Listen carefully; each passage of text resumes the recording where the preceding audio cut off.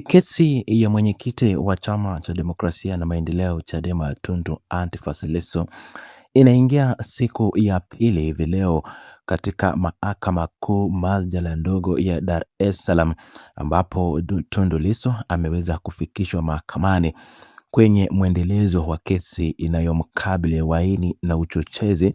ambayo ilikuwa imekwama kwa zaidi ya siku 160 baada ya DPP ama kiongozi wa mashtaka kupeleka kesi ama kuweka notisi ya rufaa katika mahakama ya rufaa jijini Dar es Salaam kufuatia kukataliwa kwa ongezo la ziada la ushahidi ambayo ACP Mahanda alikuwa ayatoe iwapo kama ujui mashahidi walishakwisha toa ushahidi wao mbele ya mahakama ya jopo la majaji watatu ambalo sasa linaendelea kusikiliza na kupokea ushahidi zaidi kwa wale mashahidi ambao wanalindwa na serikali kama inavyokubalika kwenye kesi za aina hii. Na ndiposa unavyoona vile Tundu Lissu alipofikishwa leo mahakamani chini ya ulinzi mkali sana wa jeshi la polisi la magereza ambao wamekuwa wakimshikilia pale gereza la Ugonga, leo ikiwa ni siku ya pili ya usikilizwaji wa shauri hilo, mwendelezo tu hadi tarehe 10 Septemba ambapo sasa kesi hiyo itakwenda kwenye ile hatua nyingine ya mahakama sasa kuichambua ushahidi ambao umeweza kutolewa na pande zote mbili, pande ya mashtaka inayoongozwa na mkuu wa mashtaka DPP na vilevile upande wa utetezi ambao ni sehemu sasa ya Tundu Lissu. Na ukumbuke kwamba wakati huu wanapoletwa washahidi, Tundu Lissu na timu yake ya mawakili wanapata nafasi ya kuwapiga msasa kwa oji wale washahidi wanaoletwa na serikali kwenye kesi hii inayomkabili Tundu Lissu mahakamani. Na ni meleta changamoto na hisia mbalimbali tu kesi hii ambayo imekuwa ikikumbwa na changamoto nyingi kuanzia siku ambayo Tundu Lissu aliweza kukamatwa mwaka jana mwezi wa 4 hadi sasa zaidi ya miezi 14 ama 17 tangia Tundu Lissu kukamatwa. Ikumbukwe kwamba Lissu alikamatwa mwezi wa 4 mwaka jana hadi sasa mwezi wa 8, ni zaidi ya miezi 13 ndio kesi inazidi nao kurejelewa baada ya koti ama mahakama ya kirufaa kutupilia mbali ombi hilo la DPP. Na sasa Tundu Lissu yupo kisimbani kuzungumza na kujitetea kwa ile kesi ya uhaini inayomkabili, na ikizingatiwa kwamba jana ndio ilikuwa mwanzo wa usikilizwaji wa kesi hii na mashauri mbalimbali kati ya serikali, mahakama na timu ya utetezi, yani timu ya Tundu Lissu pamoja na chama chake cha Chadema, wamekuwa mstari wa mbele na kipaumbele kufuatilia kesi hii, na tutakuwa tunamuona Tundu Lissu mara nyingi mahakamani hadi inapofika ama wakati itapofika tamati ya tarehe 10 Septemba mwaka huu, ambapo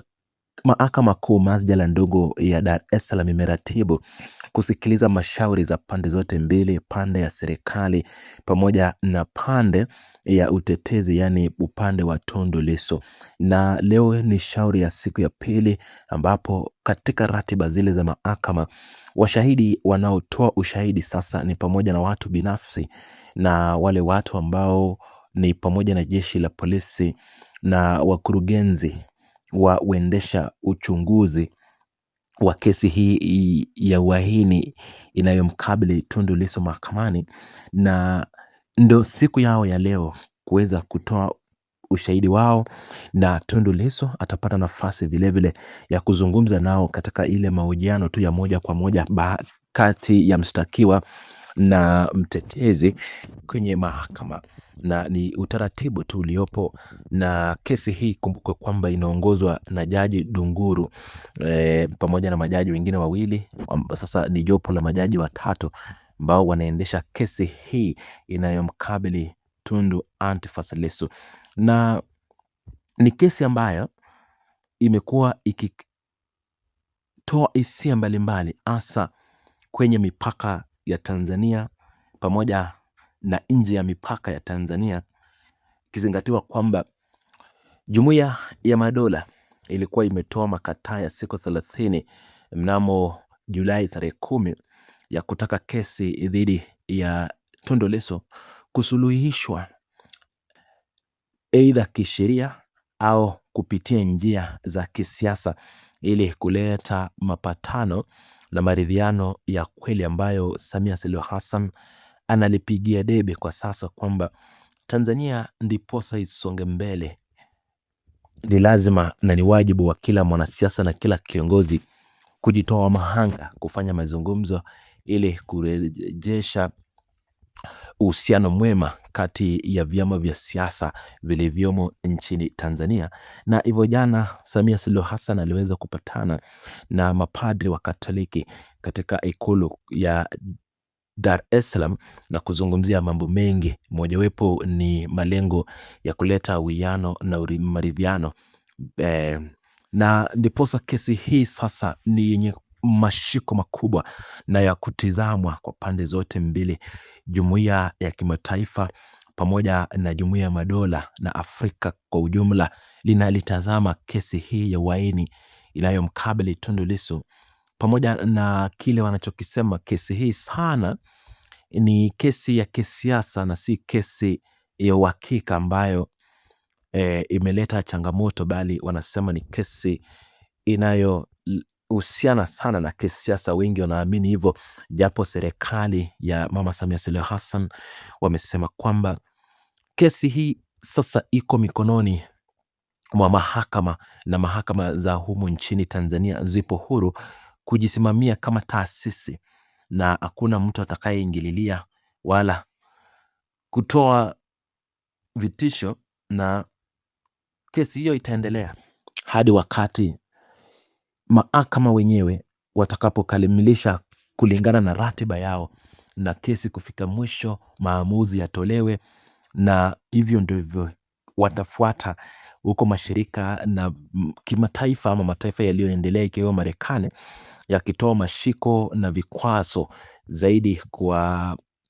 Tanzania kumwachilia Tundu Lissu ili hali ya mazungumzo na maridhiano yaweze kurejelewa kati ya vyama vya siasa vya upinzani na chama tawala cha CCM, ambapo hivi majuzi vilevile Samia ameonekana kufanya mazungumzo na baadhi ya viongozi wa vyama mbalimbali, lakini Chadema hawakuweza kushiriki katika mazungumzo hayo. Vilevile shirika la wanawakili ama TLS, Tanganyika Law Society,